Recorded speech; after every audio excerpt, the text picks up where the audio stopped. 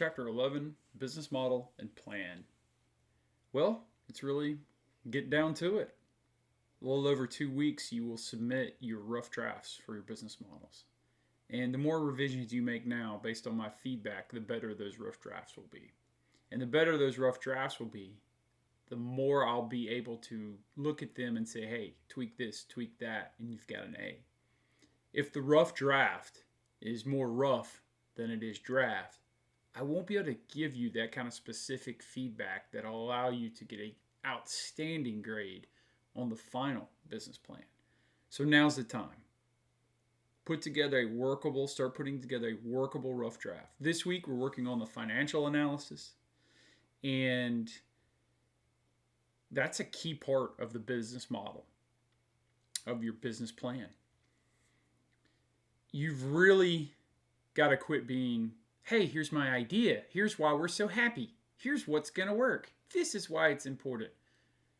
That was a few weeks ago. What I need to start seeing is specific plans. You'll be getting, if you haven't already, some feedback on your organizational structure. I need to know what your organization looks like. Some of you are going to have some significant rewrites there. But that's okay. Right now, if you look at this chapter outline, avoid the field of dreams approach. If I put it out there, people are going to show up. If you build it, they will come. That's too general. That's not going to get funding. That's probably not going to work in the real world. This chapter, we're going to talk about designing a business model, feasibility analysis, and what the business plan looks like.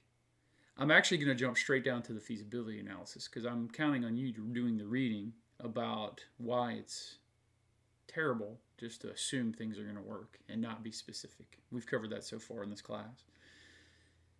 The business model, I actually broke out this chapter. The last third of this chapter is basically a business plan step by step, and La Vida Lolo, which has been our example throughout the textbook and throughout our as you built your businesses in this class. Hopefully you've been looking at that. If not, you're really missing out. It makes things a lot easier. So let's jump down to the feasibility analysis. We are coming out of a chapter where we did an organizational feasibility analysis, where you told me, or at least you should have, or you got the feedback that you need to, tell me, what does your organization look like? Is it an LLC? Is it an Inc.? Is it sole proprietorship? How is it going to be set up? What kind of insurance do you need? What kind of licensing do you need? If you're a food provider, you're going to need licensing. That might vary depending on where you are. Do you need a business license? What is your organizational setup? I've had people tell me they're going to be an LLC and call themselves a CEO. Those two things don't go together. Do some research there. A great resource in the state of South Carolina is the South Carolina State Secretary of State website. You can see all the forms it takes to make an LLC, to make a corporation, to have an advisory board, to have a corporate board. Those things, not all those things go together. If you're an LLC, you don't have a board. So what you're suggesting to me needs to be feasible from an organizational sense. But also it needs to be feasible in terms of, hey, I'm going to hire 5 to 10 employees and we'll just figure it out when we get there. No, that's field of dreams. That's not specific. I need to know who those 5 employees are. What are their job descriptions? What will they do Monday through Friday? Who will handle things when you go on vacation? That's part of organizational feasibility. You need to have thought these things through. This week we're moving into, and your financial plan is always the most difficult part of your business plan. Are you financially feasible? Are you financially feasible? You tell me you want to pay your employees $10 an hour. Okay. How long do you want them to work? How many employees do you have? What's the bill for that? Okay. Now where's your revenues coming from? How are you going to pay them? How does that affect your cash flow? That's right. This isn't a chapter you can just skip through. You better be getting on their financial analysis. We actually already covered that chapter. You need to be doubling back to that in the reading. So, a financial analysis typically includes things like, what's the next 12 months look like? What's your profit? What's your loss projection? If you're saying you're going to be all profit, I'm going to call you out on it. You're more likely going to have losses. How are you going to cover those losses? What is that going to look like over the next 3 to 4 years? What's your 5-year plan? Cash flow projection. What does that look like? You got cash coming in, you got cash going out. Early on, you're going to have a lot more cash going out than you have coming in. But you still have to find a way to project a balance sheet. And you know what balance means? Well, it's balance between expenses and revenues.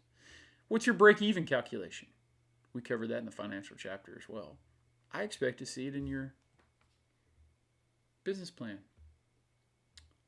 I hope to see it this week, which makes you, a little less stressed out towards the end of the semester. And if you get it to me before, we go on break, before, when the rough draft is due, I can make some suggestions. I hope you do, so I can help you there. Remember fixed costs, variable costs, projected cash flows. You know what's incredible? If you're in the reading, and you can see my mouse here, see how I highlight this, and I say, hey, we covered finance and accounting. If you click on this button, it'll take you there. I'm not going to do that for the interest of time here, but if you click right here, it'll take you to where you need to know about putting together, say, a cash flow statement or a break-even analysis. It's awesome. Market feasibility, we started this early on. Some of you had some significant edits there when we were talking about total available market. So I talked to quite a few of you in the required, although some people aren't doing it, it's part of your participation score, required 2-week appointments. We talked about total available market. So if your market is Greenville County, let's say there's, and I'm just making these numbers up, I'm not sure how many people there are in Greenville, it's probably more than this, but let's say there's 500,000 people in Greenville County. That's your total available market if you're a business in Greenville County. Let's say you're selling women's clothes. And, okay, that basically cuts that in half. So women's clothes, I'm sure there's some dudes over in Greenville that might be interested in some women's clothes, but for the most part, if you're marketing your business, you're going to be targeting, women. Let's say that cuts that in half, because we're generally, as a society, 50-50 male-female. So there's 200, out of 500,000 total available market, about 250,000 that are women that you're, women, that are targets of your stores. And let's say you're targeting women 18 to 35. You're not really targeting people, 40 and over. Okay, well, of that 250,000, how many are 18 to 35? Zero in on. You might be really a market of 80,000 that your total available market is. But then you're trying to get to your serviceable available market, your SAM. So that is, okay, women who might buy clothes online. Of that 80,000, it might really be 15,000. If you narrow it down, you keep narrowing it down, you get to what is called your minimum viable product. That's not going to target 500,000 people in Greenville. It's not going to target 250,000 people in Greenville. It's probably not going to target 80,000 people in Greenville. I want to know about the 12,000 that you are targeting and how you're going to target them. Is it feasible for your plan with what the information you've given me right now that I should invest in your business that it'll get those 8,000? If it is, I'm on board. If it's not, you haven't convinced me. I'm not on board. So as you can see, feasibility analysis, incredibly important. So let's scroll on down here a little bit. Need some feasibility outcomes. Now, section 4 here, the business plan itself. If you notice, early on in the semester, I provided the business plan overview. The business plan overview is section 4 from chapter 11, this week's reading. Now, business plan overview. What are the sections? These are the sections I'm going to want to see in your rough draft and your final submission of your business plan, which is a significant portion of your score in this class. So if you're not putting in effort right now, when will you? Business plan. Executive summary is the first part. I should write that first, right? Negative. The executive summary is a summary of everything in your business plan. It's just a few sentences. It tells me all I need to know. It's supposed to attract me. It's supposed to say, hey, this is the business idea. Here's why it's going to be successful. Here's what I need. You can't write that first. In fact, you have to write that dead last. We've gone through sections where we talk about the business description, the market strategy. Some of y'all made that marketing strategies. Remember, that was actually a competitive analysis, is looking at the market itself, the SAM, the TAM, all of that. Then we had a marketing plan. Actually, on a whole, those are bad. Competitive analysis, who are your competitors? Some of y'all have some edits there you need to make. Operations and management plan, we did that this past week. What I think to be the most difficult is the financial analysis. That's going to be this week, so I need you guys to go ahead and start on that. And then next week we'll have the design and development plan, and then you're going to see me a rough draft. And then I'm going to give you some feedback from that rough draft. That's why I gave myself a couple weeks to look at them. And from that feedback, you're going to submit a final business plan. And that is a significant portion of your course grade. It can make or break you. Now's the time, people. So right now we are through here. We're through the operations management plan, the executive summary. You're right dead last. Yeah, it's like a paragraph. All right. You've done the business description. Hopefully you've done it, edited it. You've done the market strategies. Hopefully you've done it, edited it. Marketing plan. Hopefully you've done it and edited it. Comparative analysis. Done it, edited it. Operations management plan. I just gave you feedback on that. Get it done, edit it, check mark. Financial analysis. Put in some effort this week. Okay. The next week, we'll work on design and development plan, and then you're going to compile it all into a rough draft. Now, if you've been paying attention and doing what you should do, completing and doing this all along, your rough drafts can be pretty doggone easy. You're going to make the edits. You're going to piece it together in this order. You're going to write me an executive summary, and then I'm going to read it and provide you feedback on your rough draft. If some of this stuff is missing, I can't give you feedback. I want to help you. I really do. I really do. I'm passionate about this stuff. I need you to show me some life. There's your parts. Isn't that simple? But it requires effort on my part. Yeah, that's what I'm looking for. You're proposing a business, we've done that. Okay, types of business plans, brief business plans. Okay, brief. Some of y'all are more brief than others. I can assure you, the ones that are more complete are going to get a better grade. Executive summary, we have a breakdown of that. Company summary, some things we're looking for here. This table is actually longer than your executive summary should be. It's a brief overview. Okay, saying, hey, we're in Greenville County. We're going to sell clothes online. I got 12,000 people I'm targeting. All right, see how I'm already down to the third line. Here's my product. Here's why it's different. Here's if I have any IP, like if I come up with like a different idea that I have a copyright on or a patent on or something like that. Here's why we're better than our competition. Here's who's running the company. Here's our numbers in like the third or fourth sentence. And here's what I'm looking for you.